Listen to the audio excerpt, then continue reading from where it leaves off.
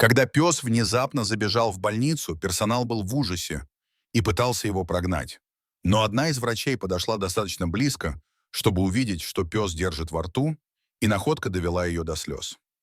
Около 6 утра Джек начал свою утреннюю пробежку за завтраком. Он предпочитал начинать пораньше, потому что люди еще не выходили на улицу, и это означало, что он мог достать себе еду, не опасаясь за жизнь. Как обычно, он неторопливо побежал к мусорным бакам за рестораном на главной улице Брансуэка в США. Он не испытывал неприязни к людям, но и особого доверия к ним не питал. За 9 лет жизни на улице он видел жестокость и безразличие, и часто сам становился мишенью их бездумного поведения. Но было кое-что, за что он навсегда останется им благодарен. Это их привычка выбрасывать объедки в конце каждого дня. Именно среди этих контейнеров. Его чутье внезапно что-то уловило. За одним из баков, прислоненных к кирпичной стене, лежало старое одеяло. Внутри было что-то завернуто, и оно шевелилось. Джек осторожно приблизился. Пахло человеком, что ему не нравилось, но когда он прижал нос к свертку, чтобы получить больше информации, то понял, что этот запах отличался от всех человеческих ароматов, с которыми он когда-либо сталкивался. Инстинкт подсказал ему, что это было что-то крошечное, хрупкое и беззащитное. И даже если это человек, то он умрет, если пес ничего не предпримет. После того, как он несколько минут пристально смотрел на одеяло, Джек ткнул в него носом и перевернул сверток, чтобы аккуратно взять его в пасть. Затем он поднял его. Теперь он бродячий. Пес был на задании. Чтобы не находилось внутри одеяла, оно немного пошевелилось, а затем обмякло у него в пасти, в его собачьем мозгу. Настало время принять решение, что делать дальше. Ему нужна была помощь, но было слишком рано для открытия ресторанов.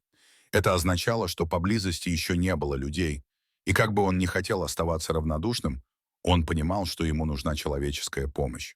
Крохотное существо в одеяле снова зашевелилось, и Джек осознал срочность своей миссии.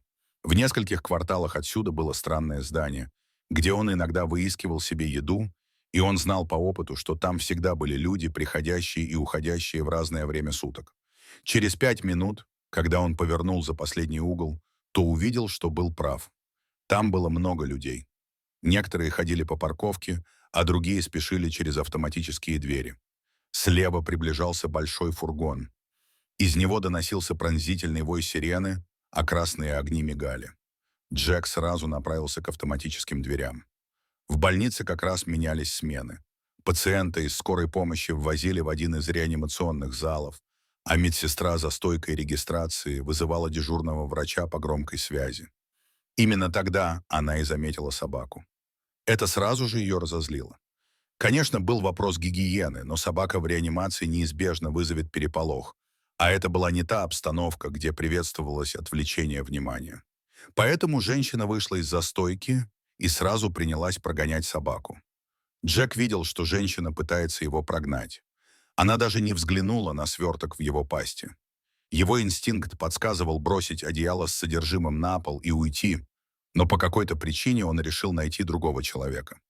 Он ловко уклонился от разозленной женщины и побежал на небольшую кухню. Там 3 дамы пили кофе. Сначала они его не увидели, но когда заметили, 2 девушки сразу принялись прогонять его, как и дама за стойкой регистрации. Сверток в его пасти снова зашевелился, и Джек с надеждой посмотрел на 3-ю женщину. Она с любопытством посмотрела на него. Затем она встала со стула и подошла к нему, тихо и ровно приговаривая. Джеку она сразу понравилась. Она была не как остальные, поэтому он позволил ей подойти ближе. Когда пес был уверен, что привлек все ее внимание, он осторожно положил сверток на пол и отступил на шаг назад. Анджелина работала в больнице почти 10 лет, и это был первый такой случай, когда она сталкивалась с подобным. Она разбиралась в собаках и в том, как они общаются с людьми. Поведение этой собаки было напрямую связано со свертком в пасти, и когда она положила его на пол и отступила на шаг, девушка поняла, что это важно. По состоянию шерсти собаки было видно, что она бродячая. Анджелина не хотела пугать животное, но также понимала, что должна как можно быстрее подобрать маленький сверток с пола. Она сделала еще 2 шага вперед, продолжая тихо и ровно разговаривать с собакой. Та отступила еще на шаг. Когда Анджелина опустилась на колени и осторожно развернула сверток, У нее на глазах навернулись слезы. Это было последнее, чего она могла ожидать. Это был крошечный котенок, которому было всего несколько дней от роду. Он едва дышал, а шерсть промокла и слиплась от холода. Анжелина немедленно приступила к действиям. Она крикнула медсестре за стойкой вызвать врача и добавила, что здесь животное в тяжелом состоянии. Она потерла руки, чтобы согреть их, и принялась осторожно массировать котенка, чтобы получить от него реакцию. К сожалению, реакции не последовало. Однако у котенка было слабое сердцебиение, и это давало надежду. Когда подошел врач, она отошла в сторону. Он проверил пульс и дыхание крошечного животного, а затем отнес его в ветеринарный кабинет, расположенный при больнице. Анжелина медленно выдохнула и снова обратила внимание на собаку.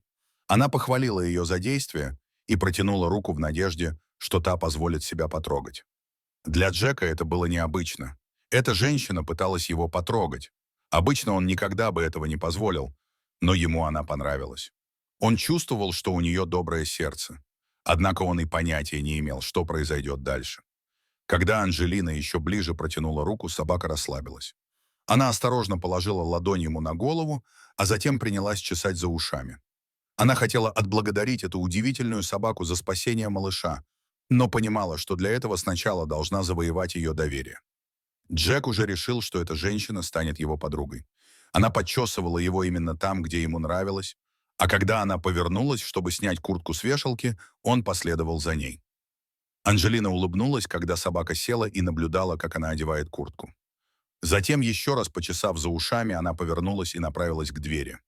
«Пойдешь со мной?» — спросила она, похлопывая по ноге. Джек понял и последовал за ней. 3 месяца спустя многое изменилось для бродячей собаки, котенка, которого она спасла, и самой Анжелины. Во-первых, девушка забрала Джека домой, и теперь он постоянно жил с ней. Это был его первый настоящий дом, и он прекрасно приспособился. Но хорошие новости на этом не закончились. Джек едва мог поверить своим глазам, когда однажды вечером его новая хозяйка вернулась домой с маленьким свертком на руках. Он сразу узнал этот запах и запрыгал от восторга. Кошка на ее руках была той самой, которую Джек нашел завернутой в старое одеяло. Анжелина села с малышкой на руках, а собака у ее ног. 3 месяца назад ее жизнь была одинокой, а теперь, благодаря смелым и мудрым действиям этой замечательной бродячей собаки, у нее была семья, которую она будет любить вечно. Вот такой счастливый финал. Вы бы подошли к собаке, как Анжелина, или попытались бы прогнать ее из больницы. Расскажите нам в комментариях. Дорогие зрители, если вам понравилось это видео, то ставьте лайк и подписывайтесь на наш канал. До свидания.